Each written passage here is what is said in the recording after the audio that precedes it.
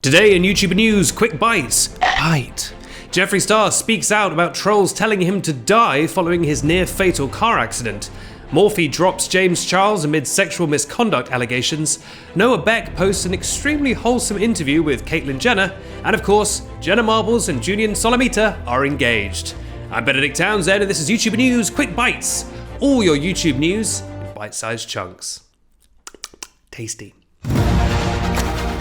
Our first story, Jeffree Star says trolls told him to die following a near-fatal car accident. On Friday, the YouTuber announced he'd been in, quote, a severe car accident after his Rolls Royce hit black ice and flipped 3 times, leaving Jeffree with a broken back. Jeffree thanked fans for messages of support, but also revealed they'd been inundated with messages from trolls saying he and his friend should have lost their lives in the crash. He said, quote, "We want to say thank you to everyone who has checked in on us and sent us well wishes. On the dark side, I think we won the Guinness Book of World Records for people telling us the most times to die." When confirming he'd been discharged from hospital, Jeffree tweeted, quote, "So thankful for everyone's outpouring love. To everyone who wished death upon Daniel and I, we pray you find happiness within yourself." Jeffree has now released photos of his smashed up car and said that he believes, quote, highly reinforced steel, whatever that is, in the Rolls Royce is what saved their lives. And look, if you can't turn your near fatal car accident into some hashtag SponCon, then what's the point really? Rolls Royce, you won't completely die if you drive our car. Throwing away a possible Rolls-Royce sponsorship there.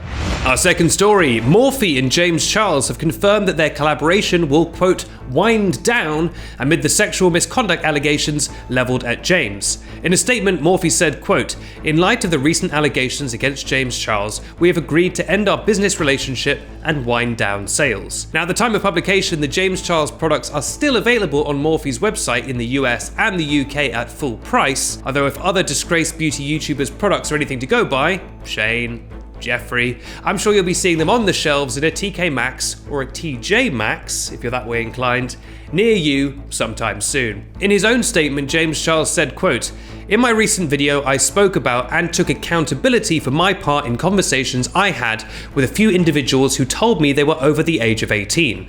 As I said in that video, I can't show change overnight, but will over time." James goes on to claim that since posting the video, quote, "many other people have come forward with, quote, misleading stories and false allegations," before adding, quote, "These stories have caused many of my long-term partners to receive considerable negative feedback, one of them being Morphe. I reached out to them and we mutually agreed to wind down our collaboration." In the video, James says he takes, quote, "full responsibility for inappropriate Snapchat conversations with 2 people who he claims he believed to be 18 years old and then later found out they were actually 16 years old. James says that, quote, "These conversations should have never happened, point blank, period. There is no excuse for it, there is no ifs, ands, or buts." But he would like people to, quote, "stop causing his long-term partners to receive considerable negative feedback," which is sweet. You know, you've got to have the mental well-being of corporations in mind, and definitely not how the negative feedback is affecting his own bank balance. Guys, I may not be making money from this, but also think of these poor companies. Their graphs are doing a big frown. Next up, we've got a couple of nicer stories to round out the episode, starting with Noah Beck conducting an extremely wholesome interview with Caitlyn Jenner. Now, after discussing her success as a former Olympian, Caitlyn explained that her athletic triumphs never made her experience of gender dysphoria go away. Quote, "I remember waking up one morning, putting on my gold medal, looking in the mirror and thinking, who is that guy?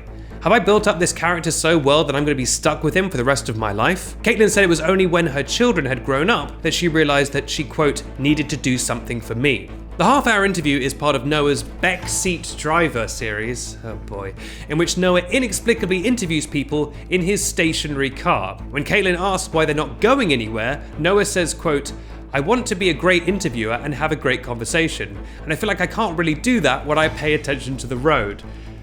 Which begs the question, why conduct the interview in a car in the first place? Did they just come up with the name Backseat Driver first and think it was so genius and that they could just go on that? Because that sounds like something I would do. Just come up with a pun first and then make everything fit around that. That being said, we came up with some alternative names. He could do, quote, "at my beck and call," which is making celebrities do stuff for him.